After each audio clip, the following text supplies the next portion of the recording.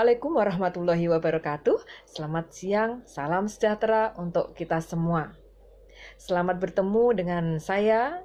Nama saya Siti Malihatun Badriah.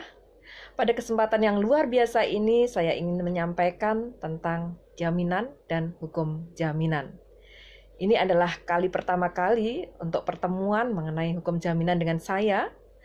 Sebenarnya mengapa saya ingin membahas tentang hukum jaminan? Karena dalam kehidupan kita sehari-hari dalam masyarakat, begitu banyak permasalahan jaminan yang terjadi di kehidupan masyarakat. Oleh karena itu, saya sangat tertarik untuk memberikan atau mengulas tentang hukum jaminan itu. Sebenarnya hukum jaminan itu apa? Hukum jaminan adalah keseluruhan kaidah hukum yang mengatur hubungan hukum antara pemberi dan penerima jaminan dalam kaitannya dengan pembebanan jaminan. Untuk apa? Untuk pelaksanaan suatu prestasi tertentu dari debitur kepada kreditur. Nah, prestasi ini adalah yang muncul dari suatu perikatan yang dibuat antara debitur dengan kreditur. Sebagaimana kita ketahui bahwa dalam kehidupan masyarakat, terutama pada saat ini, begitu berkembang pesatnya perjanjian, kontrak, sangat-sangat pesat. Banyak sekali perjanjian-perjanjian baru muncul. Jadi perjanjian yang ada, yang sudah ada, dan perjanjian yang saat ini baru muncul, itu banyak sekali. Contohnya, ada perjanjian leasing, perjanjian factoring, perjanjian kredit, perjanjian pembiayaan konsumen, kemudian pemborongan, dan sebagainya. Dan semua perjanjian itu menimbulkan hubungan hukum antara para pihak, menimbulkan hak dan kewajiban bagi para pihak dalam suatu prestasi. Nah, inilah yang dijamin dengan suatu jaminan. Jadi semua macam perjanjian, semua macam kontrak bisa dijamin dengan suatu jaminan. Lalu jaminan itu sendiri apa? Jaminan adalah sesuatu yang diberikan kepada kreditur untuk menimbulkan keyakinan bahwa debitur akan melaksanakan kewajibannya sesuai yang diperjanjikan, sesuai yang sudah ada dalam perjanjian antara para pihak. Dan ini bisa dinilai dengan uang. Nah, inilah dalam suatu jaminan yang diberikan oleh debitur kepada kreditur. Kemudian arti pentingnya lembaga jaminan itu apa? Yaitu untuk menjamin pelaksanaan prestasi debitur kepada kreditur, untuk menjamin keamanan piutang kreditur, Contohnya dalam suatu perjanjian, banyak sekali macam perjanjian sudah saya kemukakan tadi yang bisa dijamin dengan suatu jaminan. Salah satunya perjanjian kredit.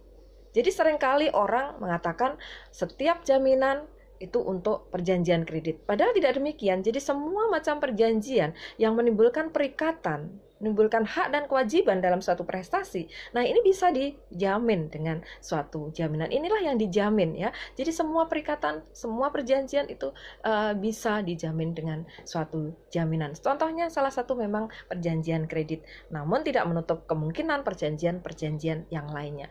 Nah, dalam perjanjian kredit misalnya di perbankan, itu pasti akan membutuhkan suatu keyakinan bagi kreditur terhadap debiturnya bahwa debitur ini akan melaksanakan kewajibannya di kemudian hari. Nah, keyakinan bank kepada salah satu perjanjian adalah perjanjian kredit. Nah, salah satunya adalah dengan memberikan jaminan tadi. Nah, biasanya bank itu akan melihat, menganalisis calon debiturnya dari beberapa aspek.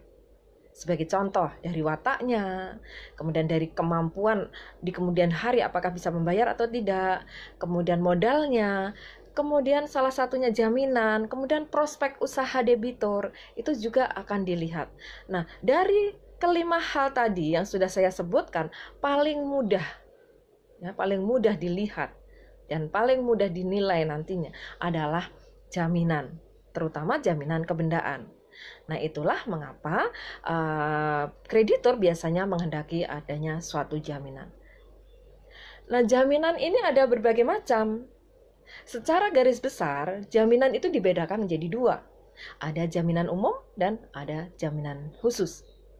Kita bisa melihat dalam pasal 1131 Kitab Undang-Undang Hukum Perdata, di situ dikatakan bahwa semua benda, seluruh benda milik debitur, baik benda yang sudah ada maupun benda yang akan ada di kemudian hari, menjadi jaminan bagi perikatan debitur kepada kreditur atau kepada para kreditur. Nah, dari hal itu terlihat atau secara tersirat itu terdapat asas-asas bahwa di situ secara umum kedudukan kreditor terhadap seluruh harta benda milik debitur itu adalah sama. Nah, ini ditegaskan dalam pasal 1132 Kitab Undang-Undang Hukum Perdata bahwa apa yang diatur dalam pasal 1131 yaitu seluruh harta benda milik debitur itu menjadi jaminan bersama bagi para kreditur. Dan pembagiannya seimbang menurut besar kecilnya piutang mereka masing-masing. Nah, dari kata-kata tersebut, maka terlihat bahwa ada jaminan umum yang meliputi seluruh harta benda milik debitur. Jadi seluruh harta benda milik debitur itu menjadi jaminan bersama. Nah, di sini kedudukan kreditur adalah sebagai kreditur konkuren, yaitu kreditor yang memiliki piutang konkuren, yaitu piutang yang kedudukannya sama dengan piutang-piutang lainnya. Jadi pelunasannya sama dengan piutang-piutang lainnya. Tidak ada yang didahulukan satu terhadap yang lainnya. Nah, dari situ kita bisa melihat adanya asas-asas, adanya sekul dan haftung. Asas sekul dan haftung artinya bahwa seluruh atau semua orang itu bertanggung jawab atas utangnya. Tanggung jawab mana? Jika diperlukan, maka seluruh harta benda milik debitur ini dijual untuk melaksanakan prestasi debitur tersebut kepada para kreditur. Nah, kemudian ini ada asas umum.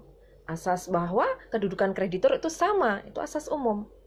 Prinsipnya atau asas umum, dalam seluruh harta benda milik debitur ini, kedudukan kreditur adalah sebagai kreditur konkuren, kedudukannya sama. Lalu pembagiannya bagaimana? Pembagiannya itu seimbang menurut besar kecilnya piutang mereka masing-masing. Jadi tidak sama rata tetapi seimbang. Artinya nanti berdasarkan prosentase, ya, prosentase tidak sama rata atau yang kecil lebih dahulu atau yang besar lebih dahulu. Nah, kedudukan para kreditor ini adalah sama atau konkuren.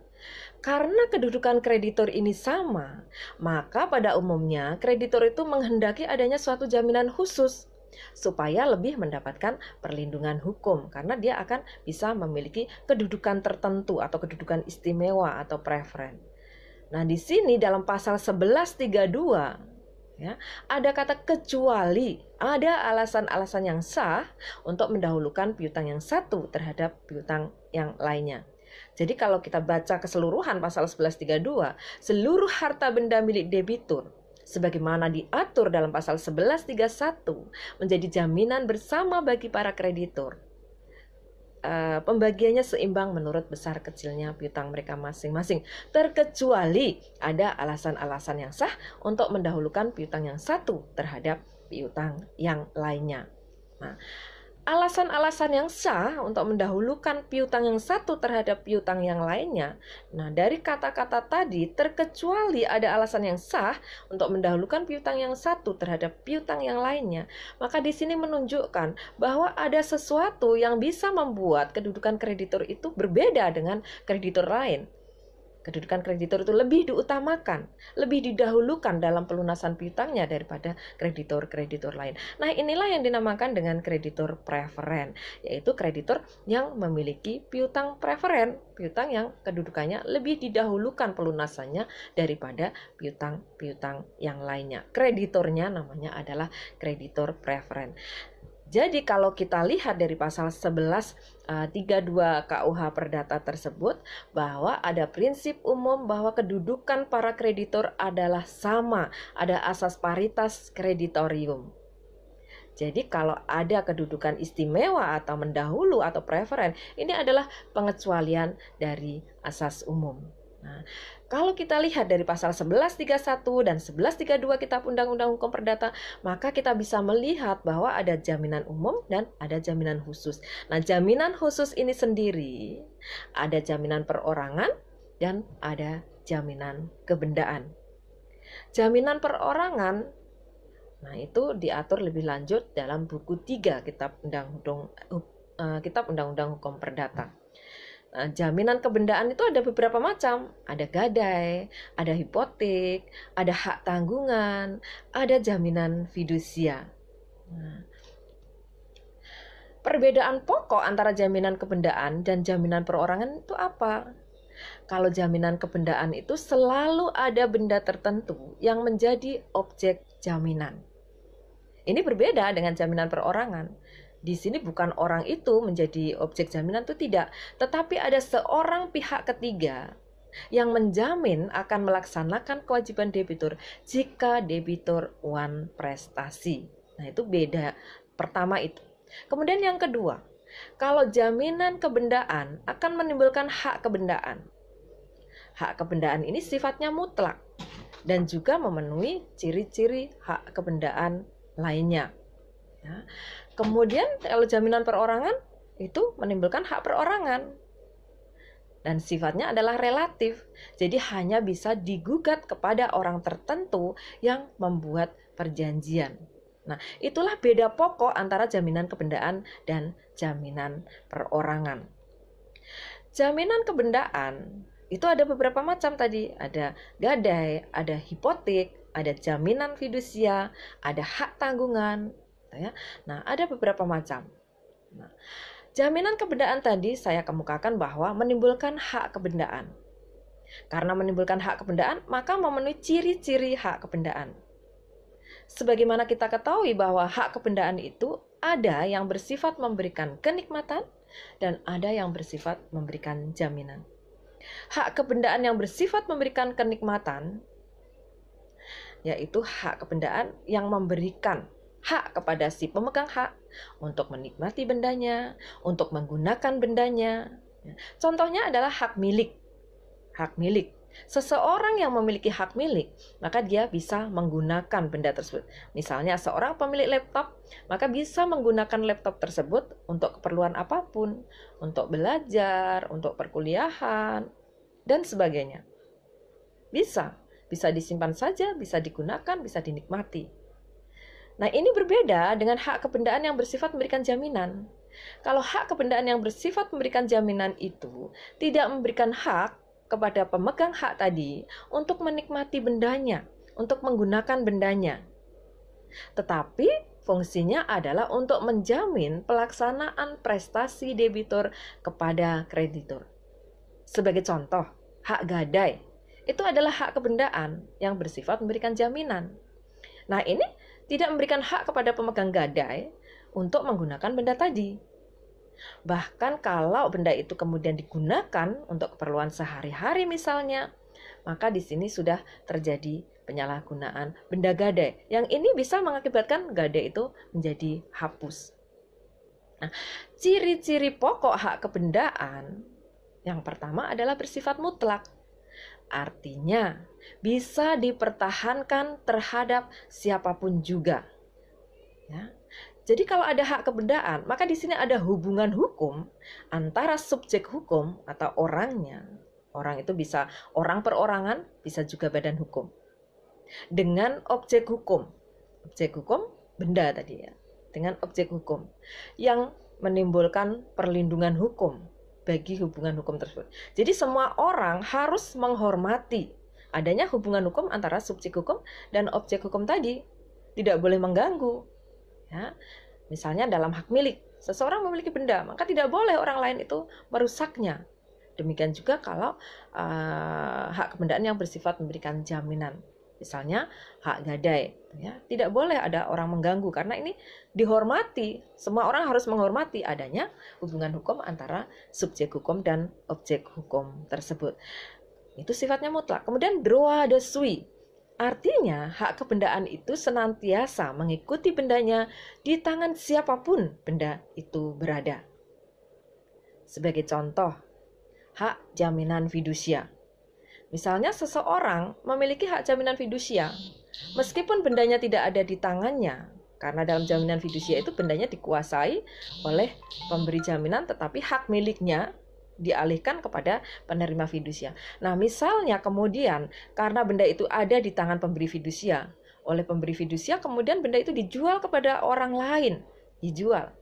Kemudian debitur dan sekaligus pemberi fidusia tadi, misalnya wan prestasi. Nah, wan prestasi.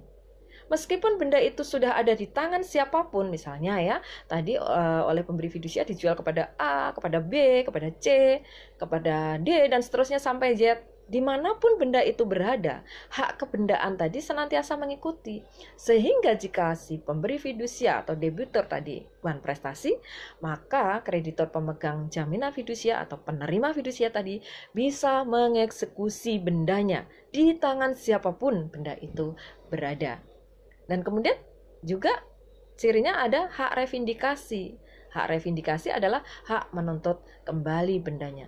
Nah, hak revindikasi, hak menuntut kembali bendanya itu dimiliki oleh seseorang yang memiliki hak kebendaan, baik bersifat memberikan kenikmatan, misalnya pemilik benda, ya pemilik benda, dan hak kebendaan yang bersifat memberikan jaminan.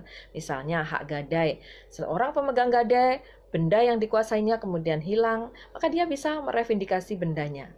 Nah, ini hak revindikasi. Kemudian droit de préférence. Artinya hak kebendaan itu memberikan kedudukan mendahulu kepada kreditur penerima jaminan. Jadi di sini khusus hak kebendaan yang bersifat memberikan jaminan itu memberikan kedudukan kreditur sebagai kreditur preferen. Kemudian selanjutnya objeknya adalah benda. Nah, benda kita ingat pasal 499 KUH Perdata. Benda adalah semua barang dan hak yang bisa menjadi objek hak eigendom. Nah, semua barang dan hak adalah benda. Jadi benda itu meliputi barang dan meliputi hak. Barang menunjukkan benda yang bertubuh atau berwujud. Artinya bisa ditangkap dengan alat panca indera. Contohnya apa? Contohnya laptop, sepeda motor, sepeda, rumah, dan sebagainya. Kemudian hak itu menunjukkan benda tidak berwujud, tidak bertubuh. Ya, misalnya piutang atau hak tagih. Nah, piutang itu ada beberapa macam, ada piutang atas bawah, piutang atas tunjuk, dan piutang atas nama. Piutang atas bawah, contohnya apa? Deposito, sertifikat deposito, kemudian saham tidak atas nama. Nah, piutang atas tunjuk, contohnya apa? Contohnya adalah cek, wesel. Nah, kemudian piutang atas nama. Kalau piutang atas nama tidak selalu ada surat buktinya. Tidak selalu dalam bentuk tertulis. Nah, itu beberapa benda. Jadi benda itu objeknya adalah benda. Hak kebendaan itu objeknya adalah benda. Benda itu bisa barang, bisa hak. Benda berwujud maupun benda tidak berwujud. Kemudian dapat dialihkan. Nah, jadi salah satu ciri hak kebendaan ini dapat dialihkan. Dalam jaminan pun hak kebendaan ini dapat dialihkan, harus dapat dialihkan. Karena ini sangat penting. Mengapa? Kalau nantinya debitur wan prestasi, kalau ada jaminan kebendaan, maka kreditur pemegang jaminan kebendaan bisa mengeksekusi benda tadi. Bisa menjual benda tadi dan hasilnya bisa digunakan untuk melunasi utang debitur. Nah, itulah jenis-jenis jaminan. Untuk saat ini kita akhiri sampai di sini. Terima kasih atas perhatian para pemirsa semuanya. Sampai bertemu kembali pada kesempatan mendatang. Wassalamualaikum warahmatullahi wabarakatuh.